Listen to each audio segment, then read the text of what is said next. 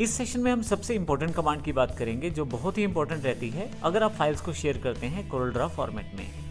हमारे पास फाइल में collect for output के नाम से कमांड अवेलेबल है जिसका प्रयोग करके हम आसानी से अपनी CDR फाइल्स को दूसरे कंप्यूटर पर प्रयोग कर सकते हैं। यहाँ एक इम्पोर्टेंट बात है कि जब भी हम नॉर्मल CDR फाइल को अर्थात CorelDRAW की फाइल को कॉपी पेस्ट करके किसी को पेन ड्राइव में दें तो हो सकता है उसके कंप्यूटर में आपने जो फ़ॉन्ट प्रयोग किए हैं वो ना हो।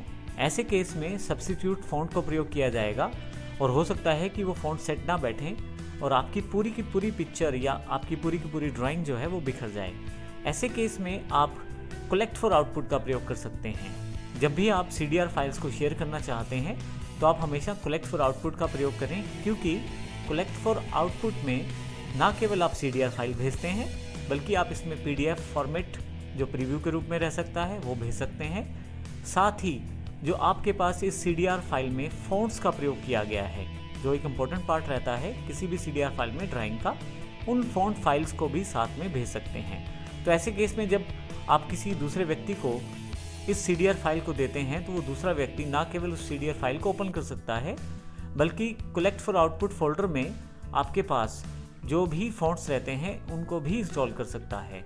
ऐसे केस में किसी भी दूसरे कंप्यूटर पे काम करना बहुत ही आसान हो जाता है और उन्हें फ़ॉन्ट्स को बिल्कुल चेंज नहीं करना पड़ता। तो आइए देखते हैं किस प्रकार से हम ऐसा कर सकते हैं। हमारे पास एक फ़ाइल पहले से ओपन है, मैं कलेक्ट फॉर आउटपुट पे चला जाता हूँ। अब यहाँ देखें आपके पास ऑप्शन है कि आप किस तरह से गैदर करना चाहते हैं फाइल।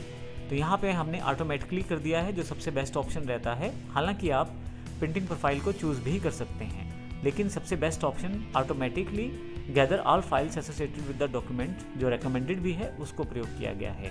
इसका अर्थ यह है कि इस फाइल से जुड़ी हुई सभी फाइलें ऑलरेडी जो हैं वो इकट्ठी कर ली जाएंगी। नेक्स्ट करें। अब आपके पास यहाँ ऑप्शन है कि क्या इंक्लूड करना है PDF को। आप चाहते हैं कि आपके पास PDF भी एज अ प्रीव्यू जाए और क्या आप CDR फाइल भी चाहते हैं साथ में, तो आप चेक कर सकते हैं। फाइनली आप वर्जन भी डिफाइन कर सकते हैं CDR का। मैं यहाँ से 15 वर्जन डिफाइन कर देता हूँ। नेक्स्ट। अब यहाँ पे देखिए आपके पास उन फ़ॉन्ट्स की जानकारी दी जा रही है जिनको हमें साथ में भेजना है। यहाँ पे इन दोनों फ़ॉन्ट्स को कलेक्ट कर लिया गया है कलेक्ट फॉर आउटपुट कमांड के द्वारा, और ये एज अ बंडल जब ये फाइल भेजी जाएगी तो उसके साथ ये जुड़े रहेंगे। मैं फिर से नेक्स्ट करता हूँ।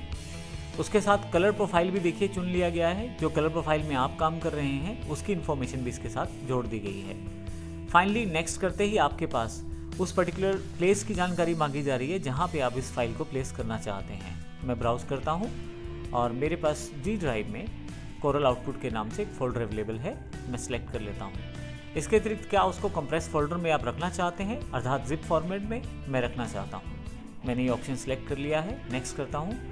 अब देखें आपके पास फाइलों की कलेक्शन शुरू हो गई है और फाइनली आपके पास एक रिजल्ट बॉक्स अवेलेबल है जिसमें जानकारी दी गई है कि ये सभी फाइलें जो हैं उसमें जोड़ी गई हैं, जिसमें conflict-detail.cdr के साथ साथ PDF भी इंक्लूडेड है, सभी फ़ॉन्ट्स इंक्लूडेड है, फ़ॉन्ट्स की इन्फॉर्मेशन इंक्लूडेड है, जॉब इन्फो इंक्लूडेड है, कलर प्रोफाइल्स इंक्लूडेड हैं। मैं फिनिश कर देता हूँ इसको। तो यहाँ पे इस तरह से मैंने इस फाइल को कलेक्ट फॉर आउटपुट के जरिए पब्लिश किया है या एक तरह से इसको तैयार किया है। तो इस प्रकार आप आसानी से ये तय कर सकते हैं कि आप किसी भी कंप्यूटर पे CorelDRAW की फाइल खोलेंगे तो उससे एसोसिएटेड सभी सेटिंग्स आपके पास दूसरे कंप्यूटर में भी अवेलेबल हो जाएंगी। ये सबसे बेहतर तरीका रहता है जब भी आप CDR फाइल शेयर्स करते हैं।